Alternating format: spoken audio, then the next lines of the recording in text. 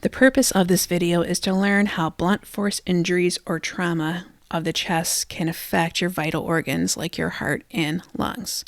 The reason why I'm bringing this up is because the Idaho case, the victims were stabbed. And there are content YouTubers out there saying that because the victims were stabbed in the lungs, they weren't able to scream, which is not true. And like Biggie says, and if you don't know, now you know. It's true, you don't know what you don't know, but it's important to figure it out so you can know. So this video will show you the anatomy and physiology. Here we see the rib cage. You got your true ribs, your false ribs, and your hanging ribs.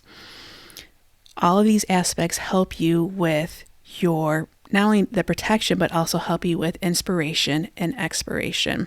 What I think they're trying to say is because they were stabbed, they weren't able to move, I guess, to inspirate and expirate.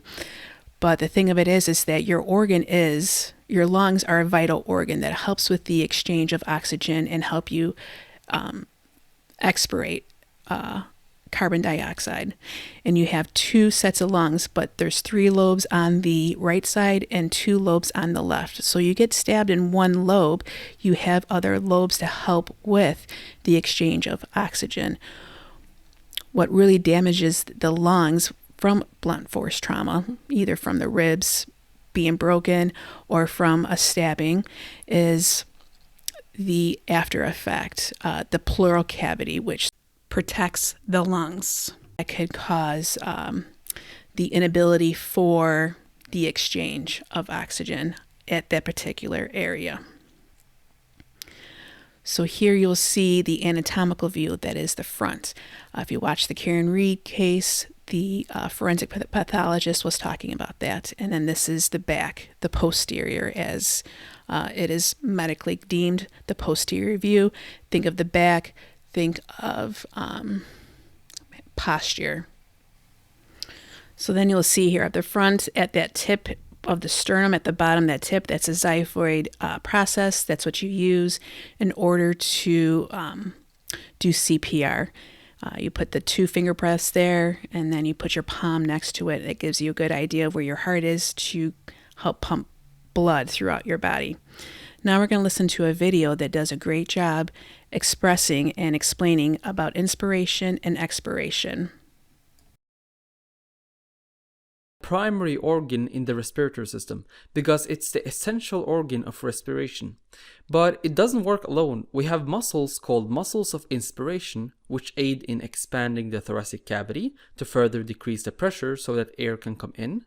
And examples of those are the diaphragm and the external intercostal muscles, as well as some accessory muscles of inspiration like the sternocleidomastoid. Similarly, there are muscles that aid with expiration. And even though this process happens passively due to the recoil system, the internal intercostal muscles and the abdominal muscles are examples of muscles that aid with. With all this being said, there's another element that we have to remind ourselves, which is your stressor response, which comes from your adrenal glands. Now, your adrenal glands also not only help regulate your metabolism, immune system, blood pressure, but that's where your response to stressors come from, like the flight, fight, or freeze zone is what it's called. From what we've learned in the PCA, Dylan's response was freeze. We've learned from the coroner that Xana's response was fight. We do not know what Ethan, Kaylee, or Maddie, we don't know what their response was to that stress.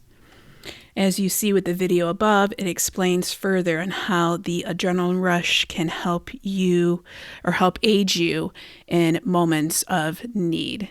After this video, we will go into further about how your lungs are affected by blunt force trauma and or injury. The weight lifted is still weight beyond what the subject believed they were capable of. Thus, though a surge of adrenaline will cease to release your inner Superman, the capabilities of an adrenaline rush are still pretty awe-rendering. Scientifically, here's what they found is actually happening in the moment of an adrenaline rush, aka hysterical strength. Under immense stress, your body assembles for robust activity. The adrenal gland pumps adrenaline into the blood and your muscles surge with oxygen, igniting your system with energy. The brain's fight or flight reaction detonates and rushes the body with proteins and enzymes to fuel endurance.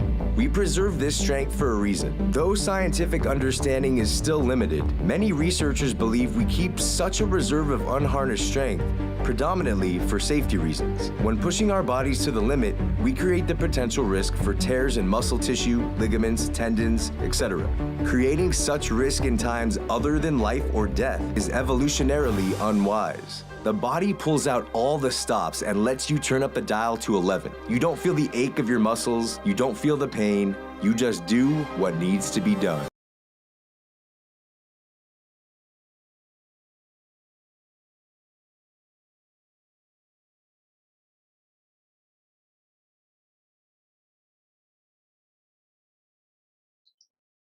This is an emergency right VATS for stabbing.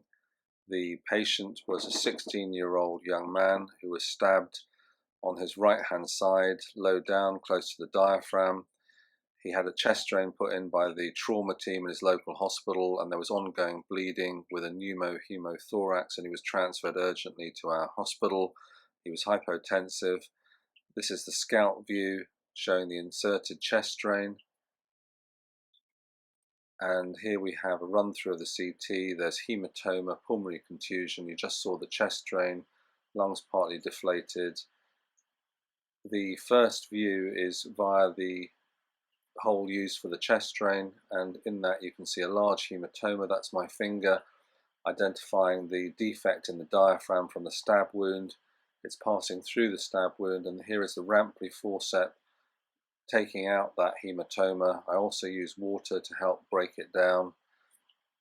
This is the VATS Rampli passed through a soft tissue spreader. The stab wound has not been enlarged. It was approximately 2 centimeters. This is the view now through the stab wound, and you can see we've largely cleared the clot. The pool sucker is being used to break down the last bits of the clot and suck out water and blood. This went on to reveal the site of bleeding, and we are doing some diathermy at the posterior end of the rib where there was bleeding from the intercostal. And here is surgical fleece being used to pack that area, and just to one side you can see the diaphragm with the defect, picking up the edges. We inspected under the diaphragm for a period and there was no ongoing bleeding, and the next step would be to close this with heavy Ethibond number 5 sutures, interrupted and figure of 8. The purpose of this is to first of all definitively close it and prevent a hernia, but also to prevent it extending. So if the tissue is thin, I'll use Teflon Pledger as well, but in this case the tissues are thick and we get good bites, which are then sutured and tied. So in that video we just watched, it's not so much about the stabbing to the lung that we are concerned about. It's more about your body's response to the stabbing. What you saw was the blood clot, which is in the pleural space. The pleural space surrounds the lung. With that blood clot being there, what happens is it prevents the pressures that are needed for inspiration and expiration to perform adequately in that space. Now you have the other lobes, but it's going to affect them all eventually. Therefore, it happens slowly. It doesn't happen that quickly. So you're still able to respond to it. You can still talk, scream, run, so on and so forth. It's not so much the actual stabbing to the organ, it's the response the body has to that stabbing that takes time for major injuries to occur. Now, in this next video, I'm going to show you about stabbings to the major organ, the lung, through a textbook called Forensic Pathology. It's the second edition by Vincent and Dominic DeMaio, and it's the practical aspects of criminal and forensic investigations. So it does a really nice job tying in the medical with the criminal aspect, meaning the anatomy and physiology. It teaches you how the body responds to these traumatic injuries. We're going to focus on stabbings. And as you see in this video, it kind of further helps you understand what happens in the pleural space and how that affects your lungs. And that takes time. It's not automatic.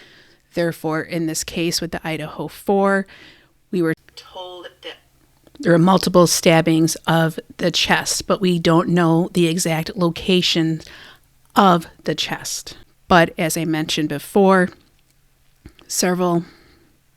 there's been several people saying because they were stabbed, that means Dylan could not hear them screaming or talking or yelling for help because they got stabbed in the lung, which, as you see throughout this video that I've been doing, is not true. So here we go. So the most commonly used weapon to produce a stab wound is a knife, which, by virtue of its cutting edge, can also produce incised wounds.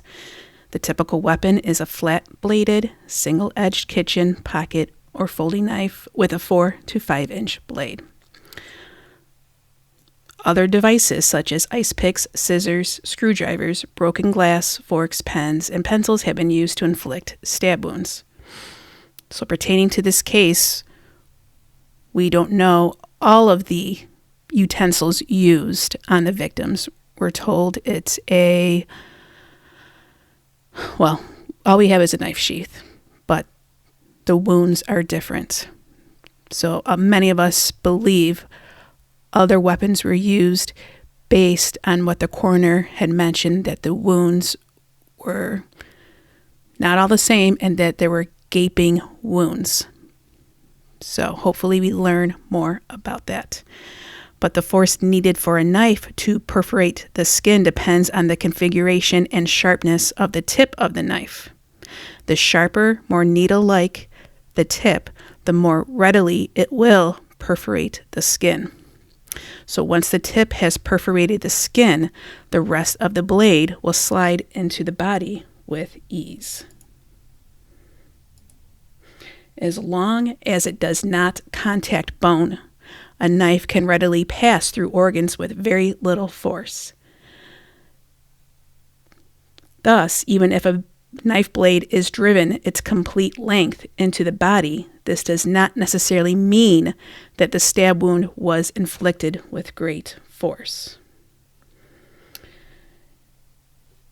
Deaths due solely to a stab wound of the lung are less common. Force necessary to inflict fatal stab wounds depends on the condition of the knife, the resistance offered by the different tissue or organs penetrated, penetration of skin, cartilage, and bone, which are tough structures, require greater force than that required for penetration of soft tissue, such as fat.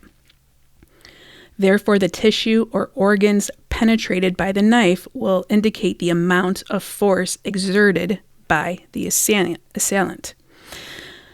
The depth and length of the stab wound, the amount of clothing and its composition will also determine the amount of force to be exerted. What we've learned through the PCA of pains, PCA mentioned that when he walked into Maddie's room, he could see from walking in noticeable stab wounds. So did they have clothes on? What type of clothes they had on? And I've had that question before, and I mentioned it in my previous videos. The authors have seen prolonged survival several hours following stab wounds of major vessels. So is this why there was an 8-hour window to call for 911? And what we have learned in my previous video, the fraternities and sororities of previous events of fraternities that were involved where their members had died due to the lack of response, the lack of calling 911 hours and hours after the initial event. And what they say, and what we have learned in this case, that they say they found an unconscious person. They are trained to say that. And here's a picture of major vessels. Here's your kidneys, and those are the false ribs, or the free hanging ribs that protect the kidneys and your adrenal glands, which we talked about.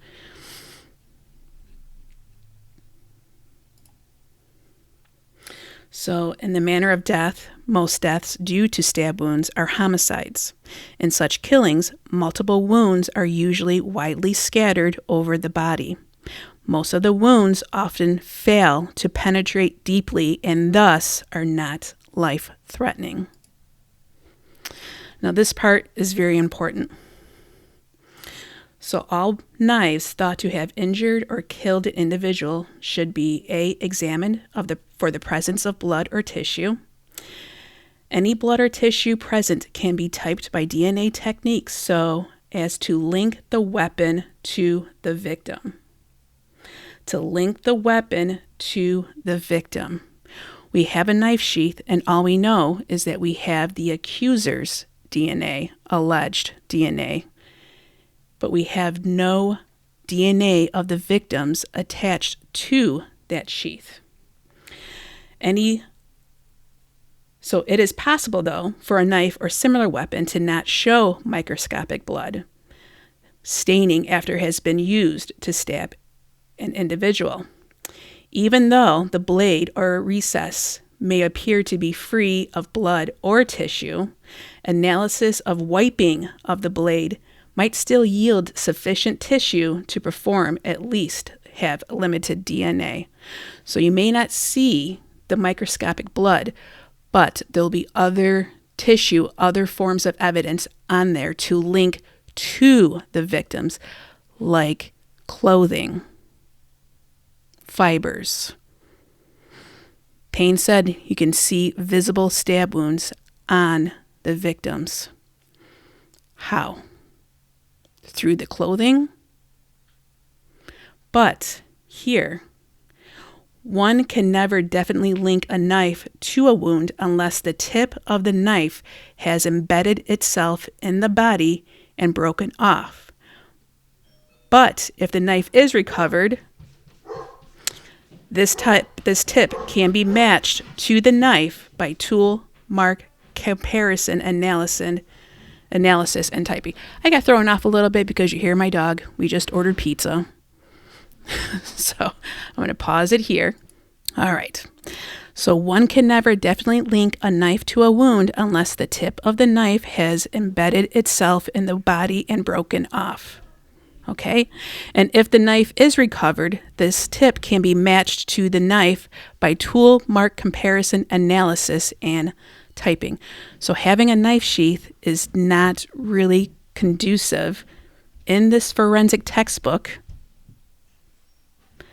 Having a knife sheath does not necessarily link that weapon that was used on the victims of the Idaho 4 of Kaylee Goncalves, Maddie Morgan, Mogen, Xana Coronado, or Ethan Chapin.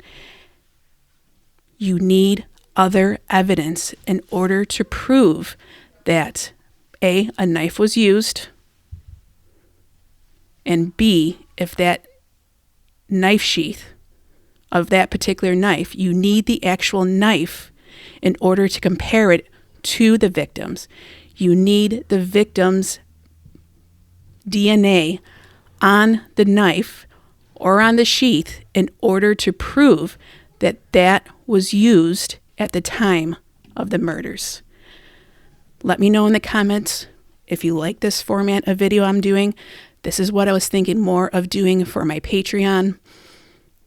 If you would like more of this, please let me know in the comments, and please stand by. Please stay tuned. White boy wasted, finna hit the party. White boy wasting, y'all done got me started. Rock with the day you lame. Rock with the day you rock with the day you right. Rock with the day you lame. Rock with the day you rock with the day you right. Rock with the day you lame. Rock with the day you rock with the day you right. Rock with the day you lame. Rock with the day you rock with the day you right. Rock with the day you lame. Rock with the day you rock with the day you lame. Rock with the day you lame. Rock with the day you rock with the day you lame. If you ain't talking cash, I ain't even listening. I ain't text this bitch back and she ain't even trip. Party like a rock star. White boy wasted, whole body leaning out the car. If them hoes silly, send them over, now them hoes all. Call me Cookie Monster, I'm tryna put my cookie in a jar. The money don't sleep, so mighty can't rest. I'm a stunner, bitch. Watch me flex. Rock with the day you lame. Rock with the day you rock with the day you right. Rock with the day you lame. Rock with the day you rock with the day you right. Rock with the day you lame. Rock with the day you rock with the day you right. Rock with the day you lame. Rock with the day you rock with the day you right. Rock with the day you lame. Rock with the day you rock with the day you right. Rock with the day you lame. White boy wasting, y'all done got me started. If you ain't talking cash, I ain't even listening. I ain't text this bitch back and she ain't even tripping. White boy wasted, finna lose my mind. I done lost my left shoe, I do this all the time. Baby, I'm so lifted, got me colorblind. I done lost my FedEx, where my state of mind. Call me Jake Stewart, I'm bouncing out with fluids. They calling me like Doty, I'm white boy Zodi. The beer ain't rude, the kick Shang Tsung. I'm playing with the white boy status, their liquor consumption was average. Ayy! If I hit your line, that mean you a freak. If I hit your line, that mean you a freak. If I hit your line, that mean you a freak. If I hit your line, that mean you a freak. White boy wasted, finna hit the party. White boy wasting, y'all done got me started. Rock with the day you lame. Rock with the day you rock with the day you right. Rock with the day you lame. Rock with the day you rock with the day you right. Rock with the day you lame. Rock with the day you rock with the day you right. Rock with the day you lame. Rock with the day you rock with the day you right. Rock with the day you lame. Rock with the day